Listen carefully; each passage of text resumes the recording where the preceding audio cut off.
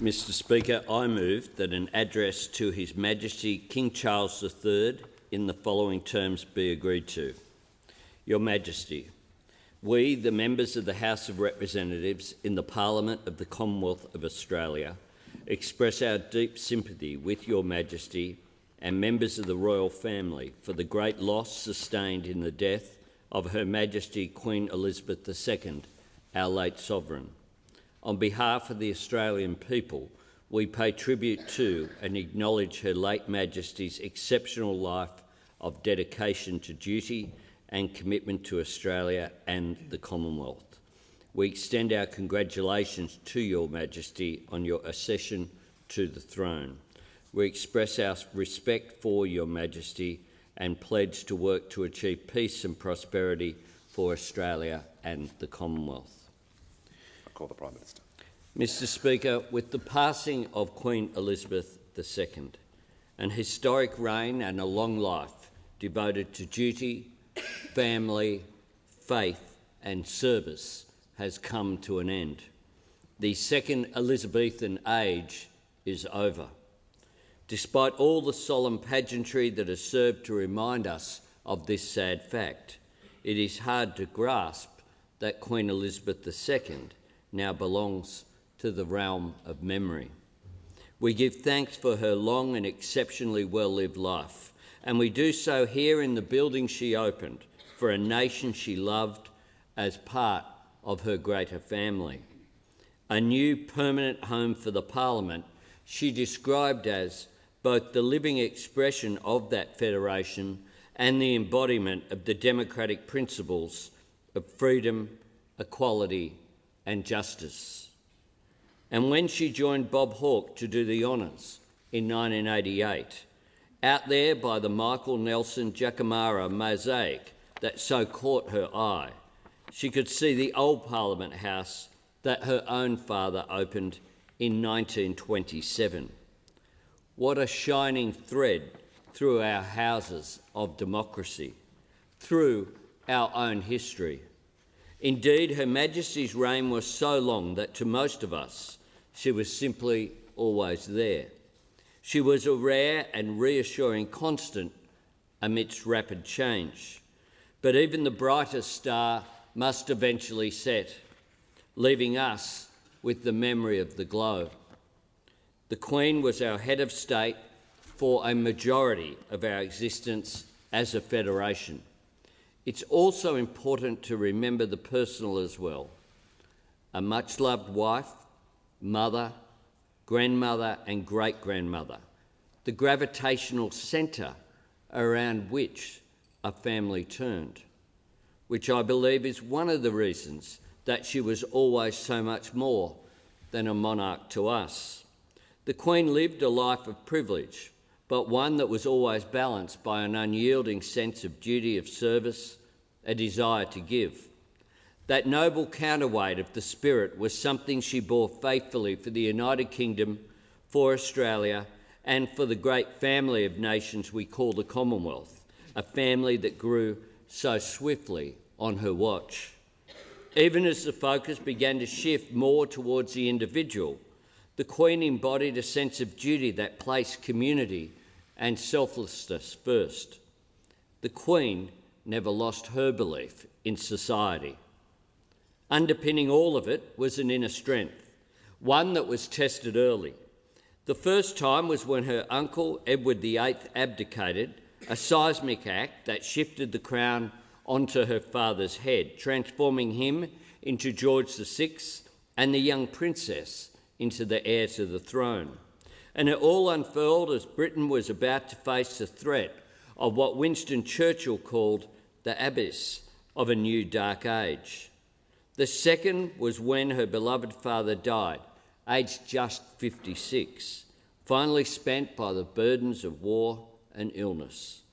Princess Elizabeth was only 25, the news reaching her in Kenya the day before she and Prince Philip were due to board the SS Gothic for their journey to Australia. The dream of relatively calm years raising a family with Philip were over. The princess returned to England as Queen, the responsibilities of the throne on one shoulder, the sudden absence of her father on the other. Somehow, in her grief, she found the strength to measure up to the expectations of a nation and the 1,000-year-old institution into which she'd been born. When asked what name she would be taking as Queen, she bucked the trend by replying, "My own, of course." It was just one hint of the stability and continuity that she would provide. Over the past 184 years, the throne has been held by women for 133 of them, but remarkably, just 2 women. Queen Victoria, who was on the throne for over 6 decades, and her great-great-granddaughter, Queen Elizabeth, the first British monarch to reign for 7. When it came to the relationship between Queen Elizabeth II and Australia, 16 truly was the number most recalled. Through her reign, she consulted with 16 Australian Prime Ministers, starting with Sir Robert Menzies, 16 Governors-General, starting with Sir William McKell, and she made 16 visits to our shores, starting with a 58-day tour that saw her visit 68 towns and cities and pass through so many more. According to someone quoted at the time in the Forbes Advocate, by comparison, organising the Olympic Games would be quite simple. She got to know us, appreciate us, embrace us, and the feeling was very much mutual. She handed out trophies in schools. She chatted with outback families on the radio. There were people to comfort, achievements to be celebrated. There were openings and festivals, rodeos and surf carnivals. She got to know our landscapes and our character. All the time, she was gently endearing herself ever deeper into our national life.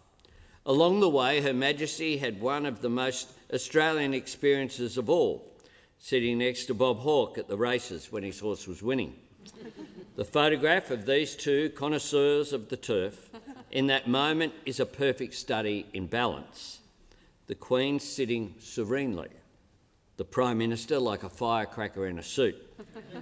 Bob was criticised, but as he later reflected, I took great pleasure in pointing a little later to a photo of the Queen showing similar exultation when one of her horses won in England. When she first came to us, our pockets jingled with pennies and shillings. Television was still in the future, as was the filling of Lake Burley Griffin. When the Queen first addressed our Parliament, she was one of just a handful of women in the room, and that wasn't the only deficit among the faces gazing up at her. The White Australia policy was still in place, and the gift to the Queen of an Albert Namatjira painting notwithstanding, this nation was still a long way off any sort of reckoning with the truth of this continent's first inhabitants. Since then, we've changed in so many ways for the better, and the Queen saw it all. She was the patron of more than 20 Australian charities and associations.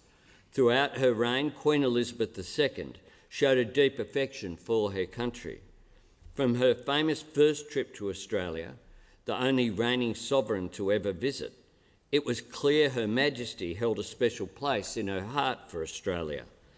15 more tours before cheering crowds in every part of the country confirmed the special place that she held in ours. As monarch for more than half the life of our federation, the relationship between Australia and Britain matured and evolved throughout Her Majesty's reign.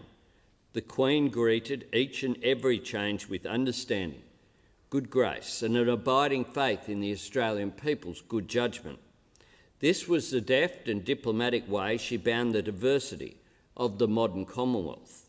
The world today is almost unrecognisable from what it was in 1952. And there is no doubt, given modern technology, including television, that the Queen is the most famous woman who, during her life, has walked this earth. Throughout all the tumult and noise and tectonic shifts in those 70 years, so many old certainties were broken. New, more tentative ones took their place. Throughout it all was Her Majesty, a Queen who let her humanity show, who stood with us in times of hardship, even as she had endured her own. Of course, there was always Philip, whom the Queen once described as her strength and stay. Between the layers of formality and protocol, we sometimes got glimpses of the affection and the tenderness between Queen and Duke. After Prince Philip died, the most striking image from the funeral was the most human. No pomp, no regal splendour, just the Queen, alone in her sorrow. As Her Majesty once put it, grief is the price we pay for love. 70 years as sovereign is a towering record, yet what will always stand tallest in our hearts and our memories is the commitment and spirit to service and duty that the Queen so unflaggingly brought to her role, and the pride and sense of unity that she engendered. The Queen served with dignity, fidelity, humour and a grace that was indefatigable, and she took nothing for granted. When she opened this place in 1988, she said something that rings even truer today, given global events, and I quote, "Parliamentary democracy is a compelling ideal, but it is a fragile institution. It cannot be imposed, and it is only too easily destroyed. It needs the positive dedication of the people as a whole and of their elected representatives to make it work."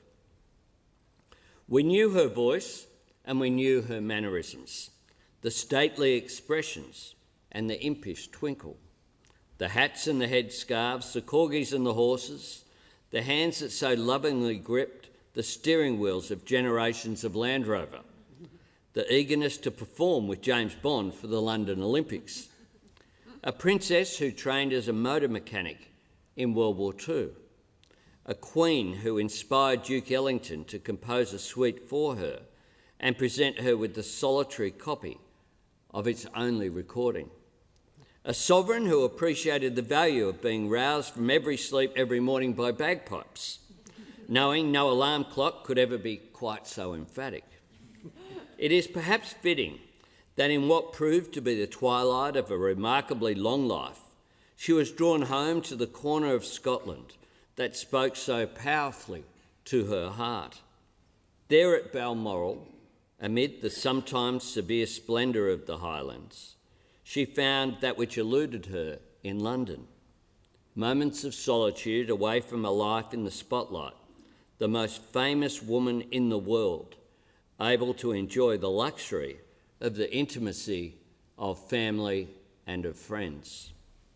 At the Sydney Opera House in 2000, Her Majesty bared the heart of her feelings for our country, saying, "Since I first stepped ashore here, I have felt part of this rugged, honest, creative land.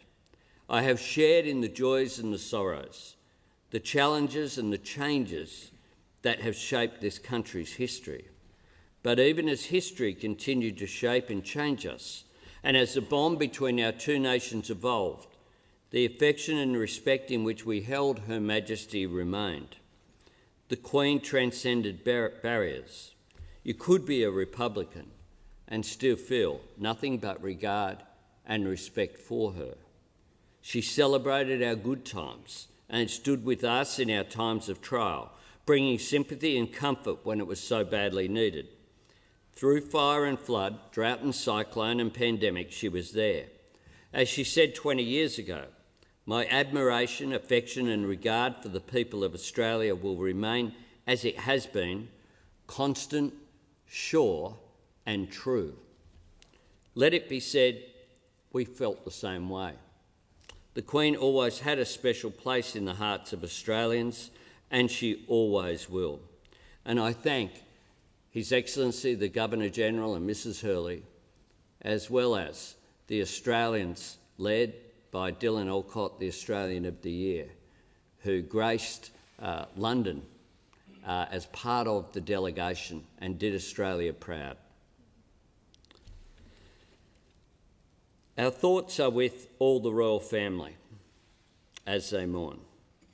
In particular, we think of King Charles, who feels the weight of his sorrow as he takes on the weight of the crown.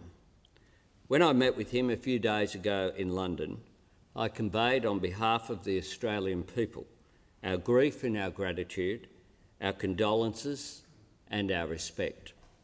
Our conversation was a reminder that Australia has always been very dear to him, not least Victoria, where he did some of his schooling all those years ago. As His Majesty put it on one occasion, if you want to develop character, go to Australia. I admire King Charles's passion and his commitment to the natural environment and sustainability. At the dawn of his reign, we wish His Majesty well. And now that the great Elizabethan reign is over, may Her Majesty rest in eternal peace.